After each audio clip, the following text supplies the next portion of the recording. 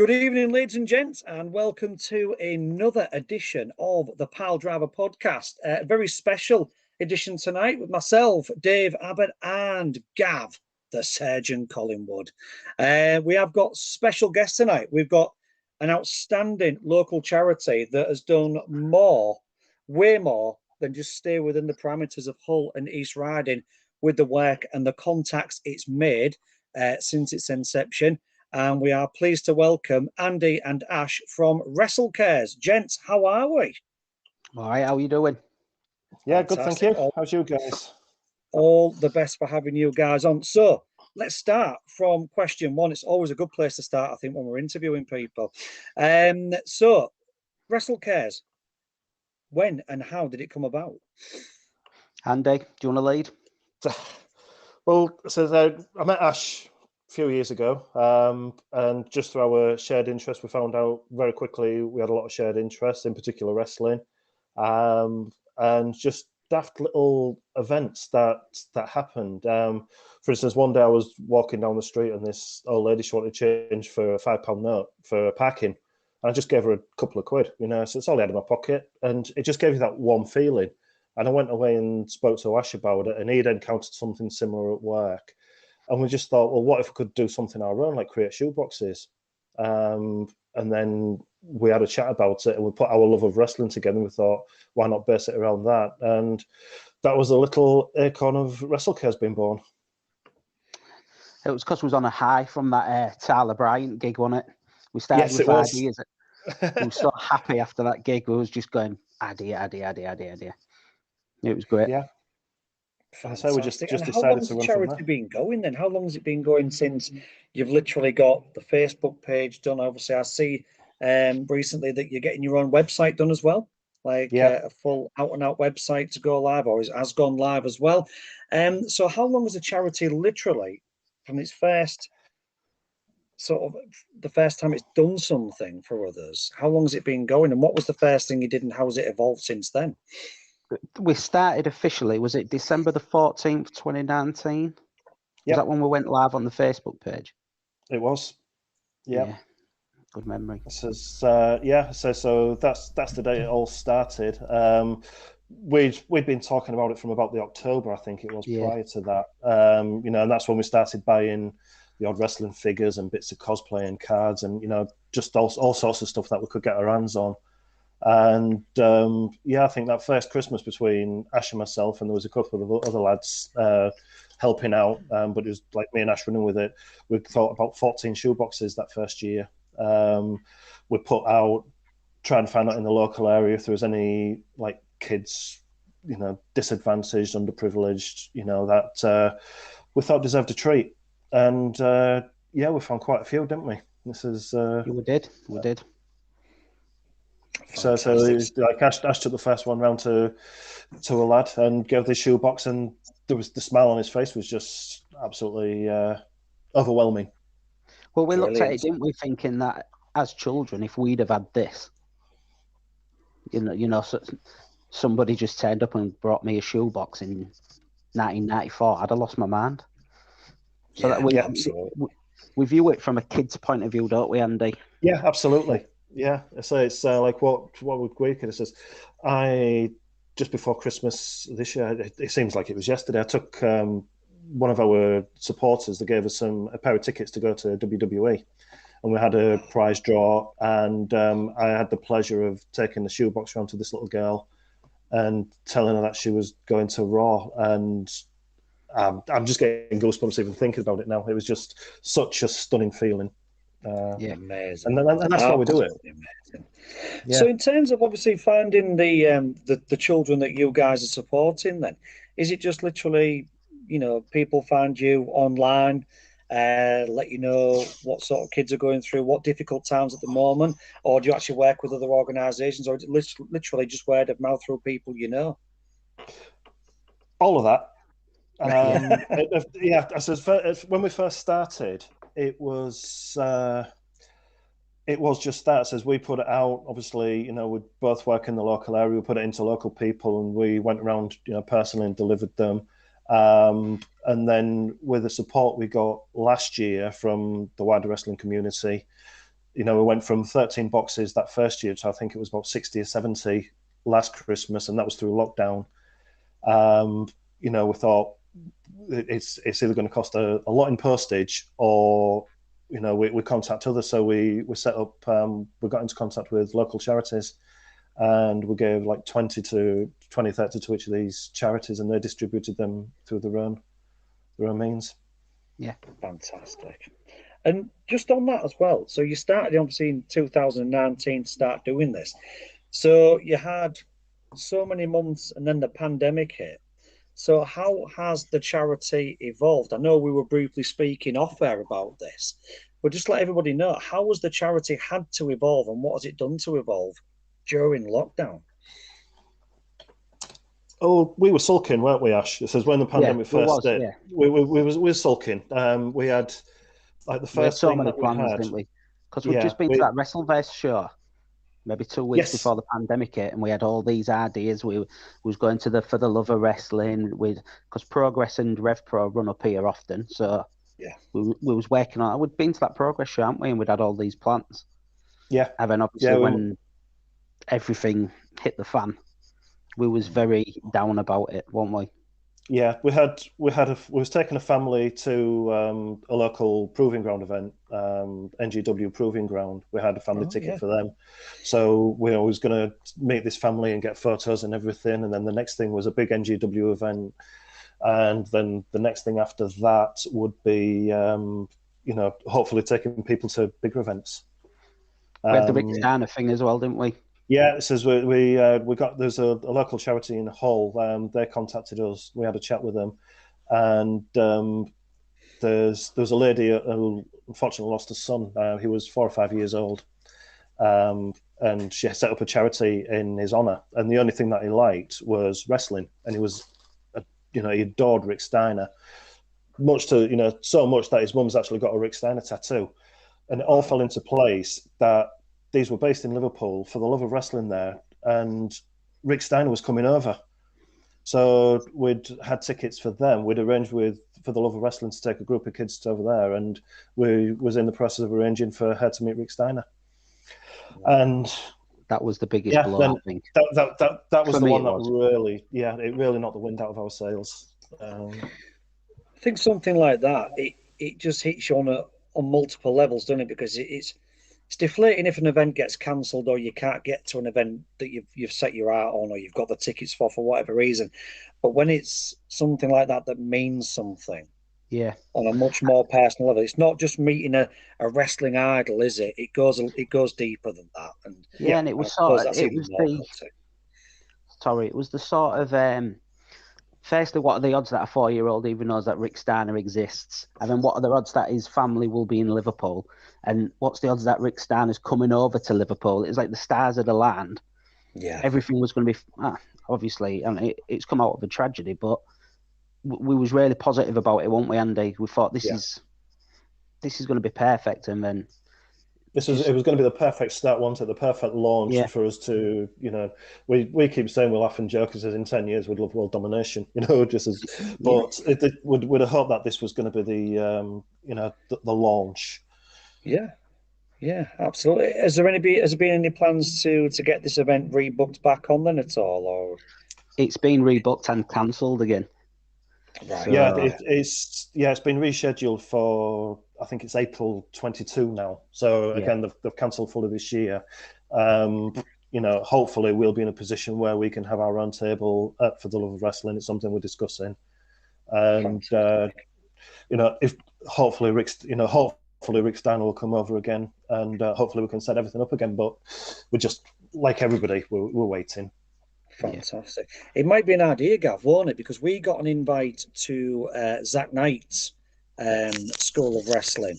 We did an interview with him a few months ago, wasn't it, Gav? Zach Knight, and he was telling us that obviously when his wrestling school opens again, he wants us lot to go down because, quote unquote, he's going to show me and Gav and Dale how to take a bump, which is going to be immense because I just know he's going to use me as a toothpick. I'm just going to, honestly, I'll be the door draft, honestly. I'm just going to use me as a toothpick. So might be an idea if we can maybe have a chat with him and maybe do something with Wrestle Cares on that as well, because he wants us to do a podcast on a wrestling event on there as well. And it's going to be a big deal because, he wants our kids to go down. And so might be obviously seeing it, depending on schedules, guys. We could maybe try and get something done with WAW as well in Norwich on that one, so we could maybe do something there, hopefully at some point as well. We was on the verge of that, I think, weren't we, Andy? We started speaking to. We saw something, didn't she? There was I think it was like a somebody to somebody, and they put a post out on Twitter about a little lad that had. It had a tough time for whatever reason. I can't actually remember offhand. And we happened to have some of these. Oh, didn't she? Yeah, and we we sent a shoebox full of wrestling stuff through, and it was, so we did sort of touch on them. Yeah, like you said, skating for that, yeah. Yeah, but definitely. Lovely bloke. Definitely up for that. Really, really down to earth as well. No airs or graces. So, yeah, it might be something that we can hopefully sort out once, obviously, all the pandemic has lifted. Yeah. And I mean lifted, not like lifted, potentially another lockdown. We mean lifted, and get something in there.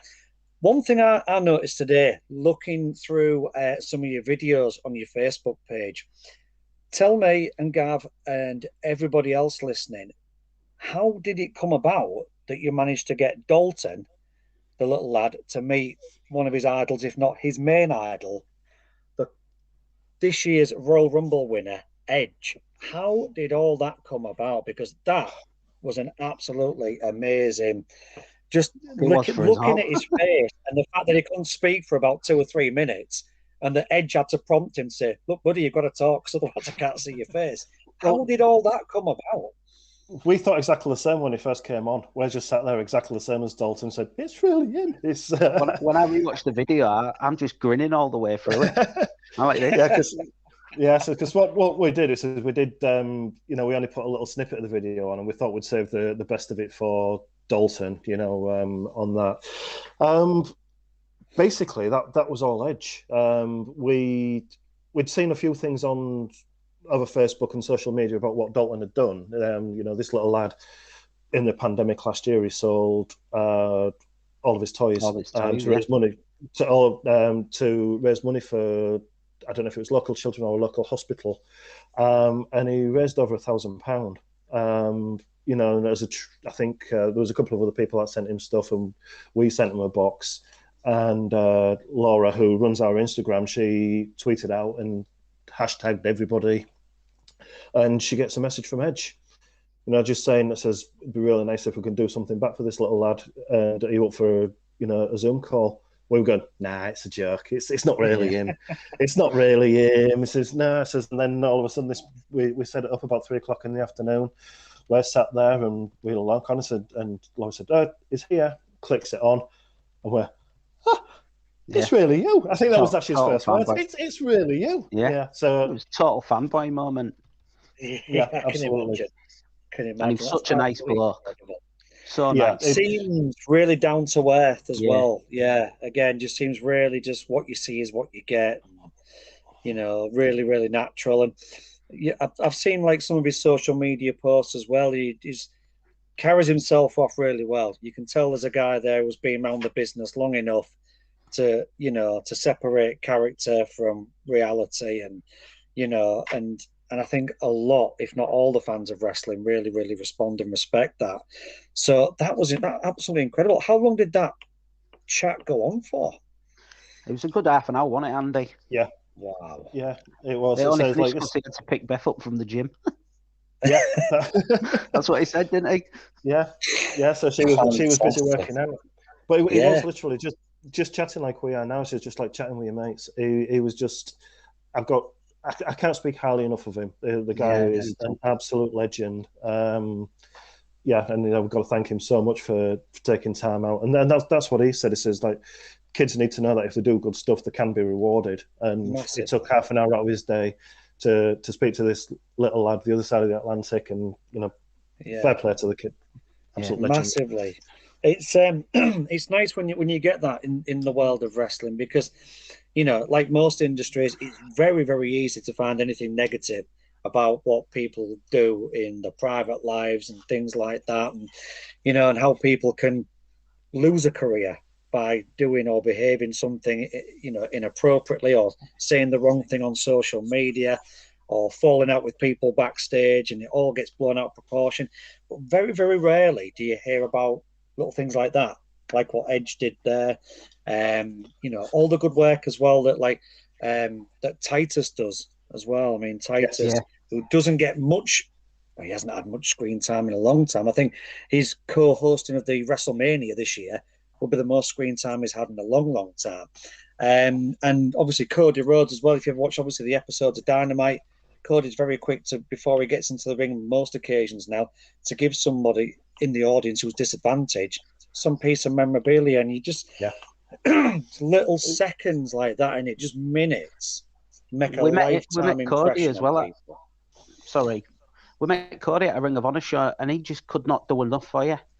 He was with Brandy. We paid £20 for a photo. He gave us a signed photo each. Then Brandy gave us a signed photo each, and he just couldn't do enough for you. It was a Brandy great put around on me.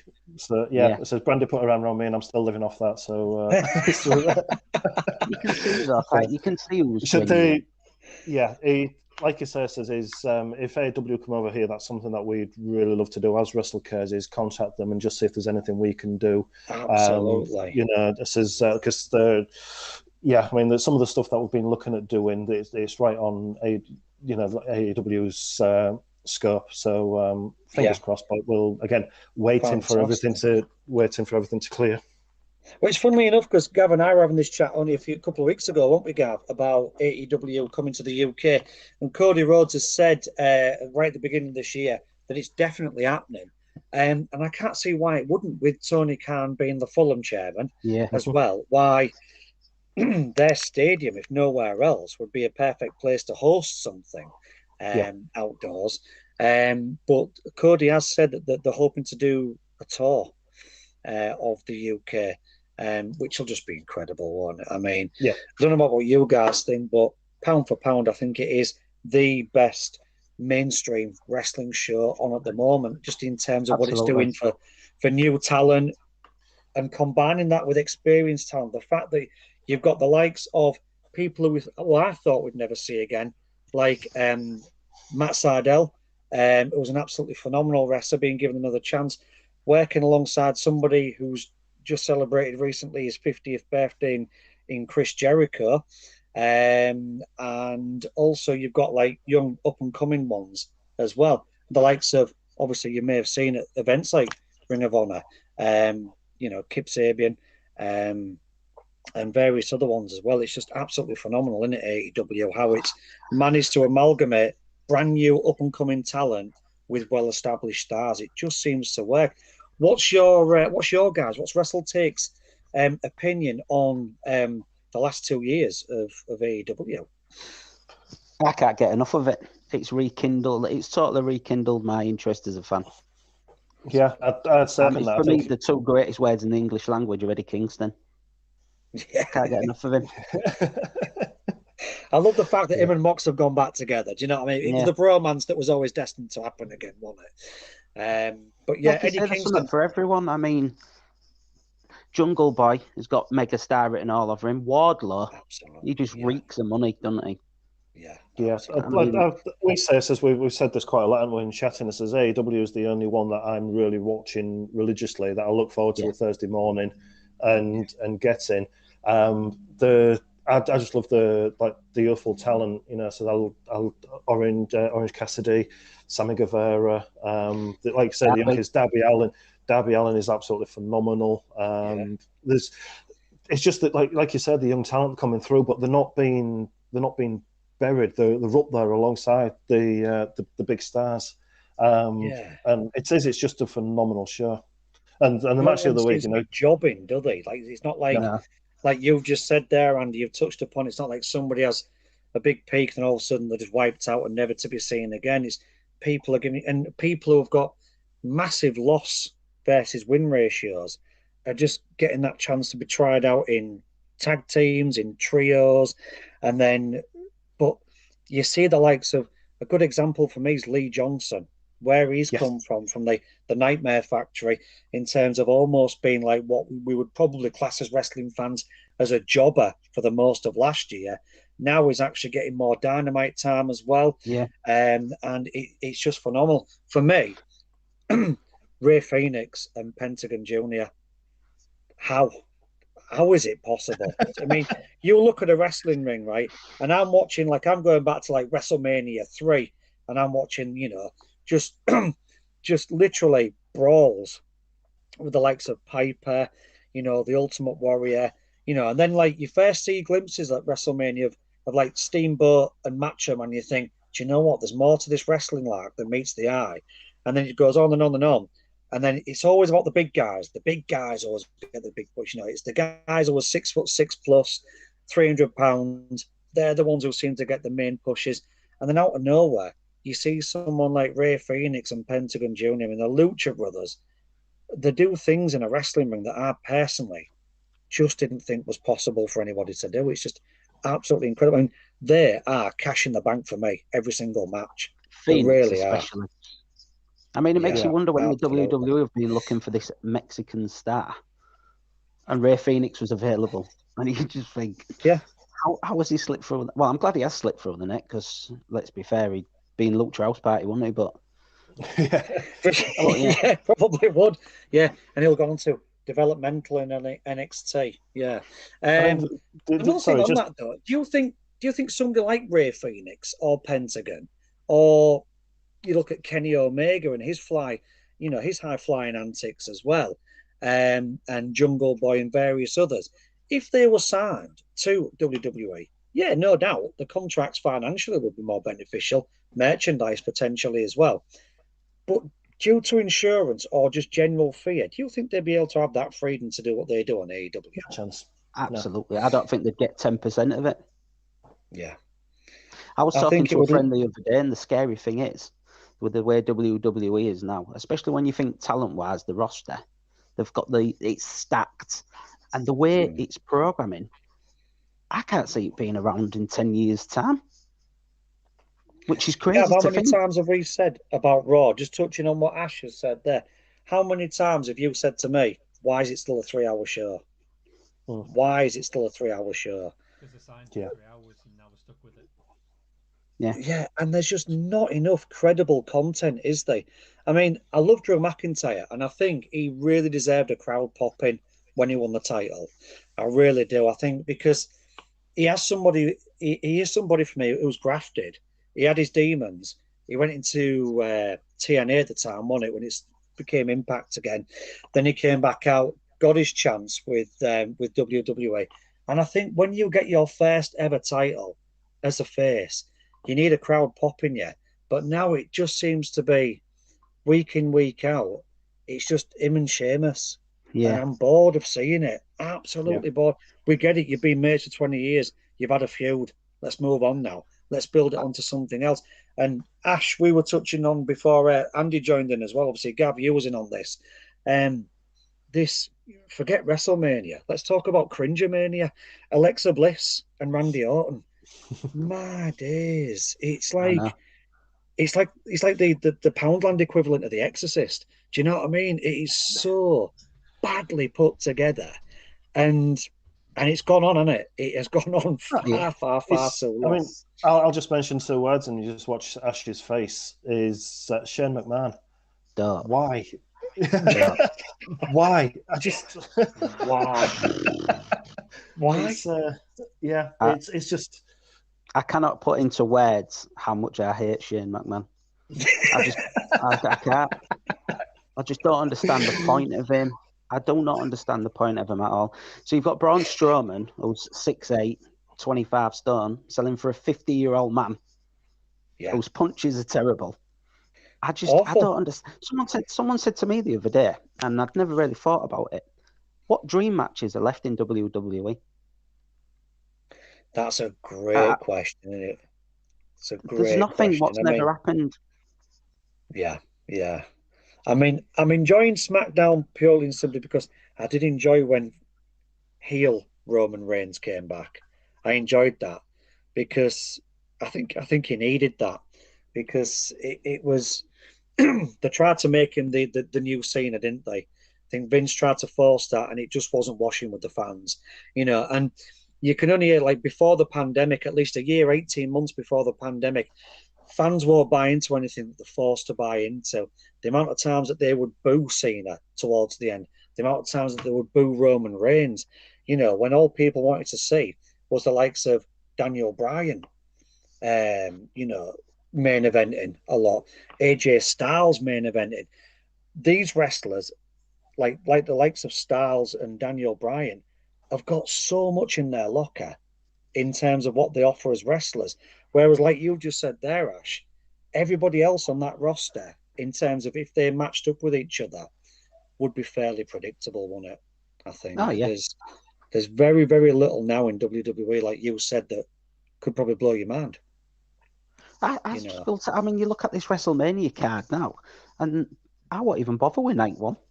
There's nothing I want. I mean, you look at it and you think, in a right program, I mean, Riddle versus Kevin Owens, take my money. Daniel Bryan versus Riddle. It's just the way they're presented. It's infuriating. Yeah, AJ Styles, you throw AJ Styles in that mix because he's still got it in his locker. To me, right. It's still as good as the AJ Styles who was in TNA, Impact Wrestling, Ring of Honor. He's still got that about him where he will put his body on. Jeff Hardy to a degree, but Jeff Hardy, he might as well be called Jobber Hardy because he just gets squashed now, doesn't he? In every single match.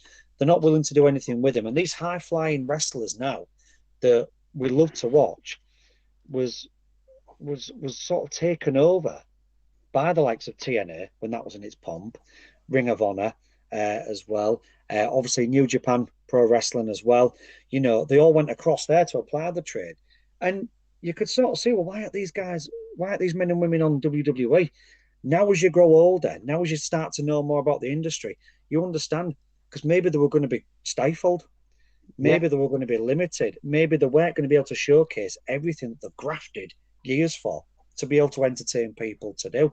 And, you don't see high flyers now, risk takers, do you, in WWE? No. It's sanitized. It's just static. Yeah, it is. It's so static now. It's unbelievable. Here's a question for you, and I want you to answer this individually. And Gav, I'm going to throw this one on you as well. Right. I've not prepped him for this, honestly. Right then.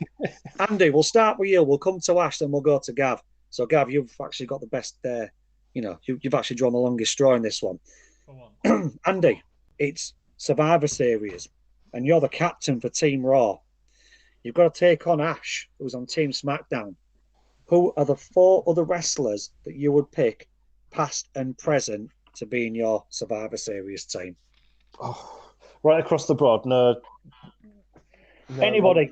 Anybody. Yep, those who are no longer with us to those who are still. Well, so I always go first and foremost. Probably one of my favorite wrestlers ever is Kerry Von Erich. I'm old school. So I'm go back a fair bit. Trying not to pinch for Mas because I probably know who he'd go for. Eddie Guerrero. My number one up, eh? Yeah, I do. So Eddie Guerrero, he'd be in there. Probably a controversial one, but I still love his wrestling ability, and I always get slated. Don't say it. He's Chris Benoit.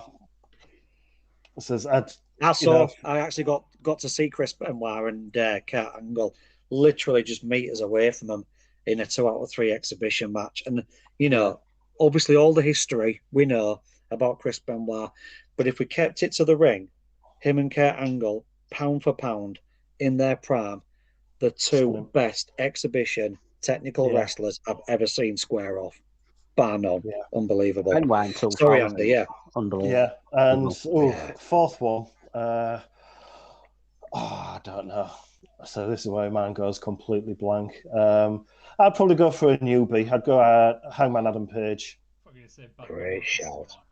Do you know what? Honestly, I'd pay for the full WrestleMania just to see Bad Bunny get battered. Honestly. Yeah. Do you know what? I'd even cheer on Randy Orton to batter him. That's how much I despise Bad Bunny. Seriously, honestly, again, you just think why. Why again? Why? Yeah, And have you heard the song? Have you heard the song? Even somebody I would can't say I have. honestly, even Van Gogh would complain at that. It's awful. Ash, we've got you next. So you're on the opposing team. Who are you going to combat with against Andy's team for that? I don't even have to think. Randy Savage, Brock Lesnar, Owen Hart, and Bret Hart. Boom! Straight out the traps. Oh, but wait. We've got the developmental squad. Gav, you're the leader of Team NXT. Who are you bringing to the Survivor Series? They're not developmental when they're winning. Please don't say Dexter Loomis, Gav. Do you know what? I like him. Mate. There's something about Dexter Loomis. It just cracks me up. Just cracks me up. Already. I'm just going to pick Cena because he wins everything. He does. And you just in by yourself. Yeah. Oh, yeah. Yeah. Get Triple H on there because he's not going to give anybody else a push. Do you know what I mean? To get Triple H on your team. Put Hogan on as well, just to do a leg drop and do his I can't hear you crap. Yeah. Everyone jobs to Hogan. And Fuego del Sol, obviously. Would that be the finish then? Would he do a double tornado DDT on Ash and Andy then to win the match? I was going to say, though, the only thing he's missing is pinning somebody, isn't he? Bless him. Fantastic, that guy's excellent. So, in terms of them, because we're almost at the end of the interview now, Wrestle Cares, what are the plans? Obviously, I appreciate you might not want to tell us everything that you guys discuss together, but what are the plans short and long term then? Now that we're coming towards the end of the pandemic, and hopefully, whatever normality was and is, will be coming back to the fore. What's the plans for Wrestle Cares going forward? Well, since we've been basing it around Christmas mainly for the past couple of years, collecting the shoe boxes. But we came to last year. We started, I think it was about August time, collecting, and it was primarily wrestling stuff that we was doing. But we got quite a decent donation from a local supermarket, not necessarily just wrestling toys. So we decided this year we just open it up because any gift is a good gift. You know, so we've been taking wrestling toys to families, to individuals, and there's been other children there where, you know, I might be able to get a doll or a car or, you know, something different. So, and instead of just waiting for Christmas, we've decided that we're going to open that up all year, get our name out there. We've said year on year, we'd love to try and double what we've done the previous year. So say last year, I think it was about 70 boxes. If we can get 150 for this Christmas and then so on for a year. We're going to be looking at events. We're looking at Wrestle Carnival, new promotion down at Nottingham. We've been speaking to them. So we're going to be attending their events. Hopefully we'll get something more in our local area. And again, you know, once everything feels safer, we'll start hopefully being able to supply tickets and things, taking families and kids to different shows. We said, didn't we, in the short term, it's okay. It's me. I'm on a delay. We were saying we want to ideally we want to tap into 10% of any show that we go to, because we went to the Progress show and there was 900 there, and we thought if we can get 90 people to donate a shoe box, a toy. That's 90 toys. Term. But we said, didn't we, long term, we wanted to take minibuses of kids to Sheffield, Leeds, WWE events. That was the goal. And then even that, why not? Yeah, like you said, then world domination. Yeah. You know. Yeah. You've got to keep going, haven't you, guys? You know what I mean? It's like anything in life, innit? You know, you stand still, you're going to get left behind. You know, so and you know, on behalf of the Piledriver Podcast, we think it's absolutely incredible what you guys have been doing, sort of pre and during lockdown, and long may it continue. And this podcast will absolutely support and promote you guys in anything and everything that you get involved with. So don't, you know, let us know. Anytime that you're doing something, or anytime that you need a rallying cry for anything, let us know. We'll spread the word out and get it out there on all our social media platforms. Just to end on a bit of a more fan-based note, what I want from each of you is who do you think is going to be the first one to kick out of the one-winged angel and take the crown off Kenny Omega? It's got to be Hangman, hasn't it? Yeah. It's got to be Hangman. Although I would like him to see build up Jungle Boy, because he's going to be a megastar anyway. So why not start early? I think he is going to be a megastar. Absolutely. Who do you think, Andy? I'd love to see Ibushi or Okada come over. Says, this door's coming. So I keep saying to my lad when we're watching it, he says, you can just imagine him like Kenny giving it live, saying nobody can beat me, nobody. It goes black, then it lights come up, and either Ibushi or Okada just stood there pointing at him, and I think I would I'd just die. But I says, if it's like current talent, I'd go with Hangman. So I love him. I had the pleasure of meeting him again at Ring of Honor a couple of years ago, and again, absolutely top bloke. Seems down to earth, very genuine. Yeah. And I've got to say him as well because my missus absolutely adores him. So I wonder why. No, I don't. That's because I'm married, and I know the reason why. Do you know what I mean? It's like the only reason my wife watches the film Venom. She ain't got a clue about Marvel, but my days, she can tell me everything about Tom Hardy. I've got one like that. See a pattern emerging. And in terms of this year, do we see Dr. Britt Baker becoming AEW Women's Champion? Yes or no? Absolutely. I was going to say earlier on, pound for pound, the best heel at the moment in wrestling. I think she's absolutely brilliant. She's totally believable. She is, isn't she? Absolutely believable. Gav, we said, didn't we? Was it before Christmas? We said Hangman Page. It's going to be 2021's his year of redemption, isn't it? Being the elite. So we think Hangman Page is going to be the one to beat Kenny. Impact Wrestling as well, guys. Do we think that the merger with AEW has helped Impact Wrestling get a little bit more on the map, get a little bit more involved, or do you think there's still work that needs to be done there? I think it's raised the profile. Yeah, it certainly raised the profile, but I think both yes to both of those questions. It certainly raised the profile, but I still think there's work to do there. It's just the gap for me. Because Rich Swann's good in the ring, but Kenny Omega and Rich Swann is Real Madrid again. Night and day, isn't it? It's night and day. Yeah, it is. It's absolutely night and day. Right then, last question from me, Gav, before I wrap up on this side of things. Number one main predictions of what's going to happen in the world of wrestling this year. Anything with any organisation, any faction. What do we think is going to be the thing that we're going to be talking about when we look back on 2021 in the year of wrestling? What's that one thing that's going to go, do you know what? That was incredible. That was worth the wait.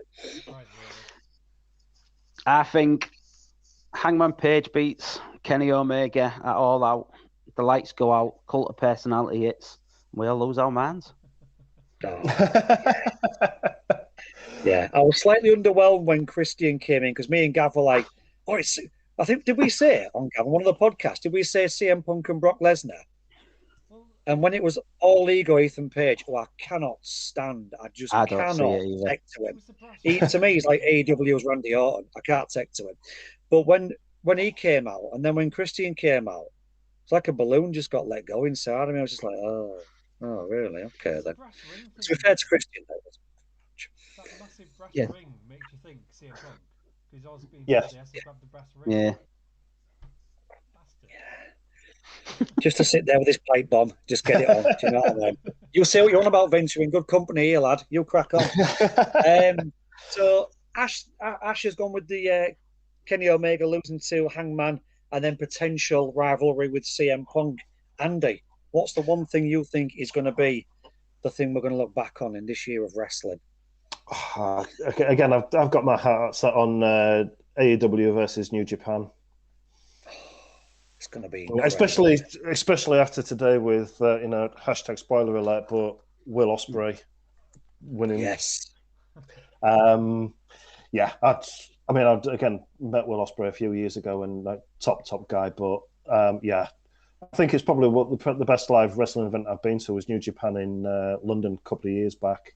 I would just love to see that clash. This is AEW versus phenomenal athlete. heavyweights, aren't they? Absolutely phenomenal. Plus, I want AEW to keep this sort of school reunion of the Bullet Club going, because I want Man Tamaton coming over and just showing Kenny Omega and the Good Brothers what it's all about, New Japan style at the moment as well. Gav, you've just put a thought in my head, Andy. Darby Allin versus Minoru Suzuki. Oh, that would be a money match. That would be a money match. Speaking of Darby Allin, how good was that street fight as well?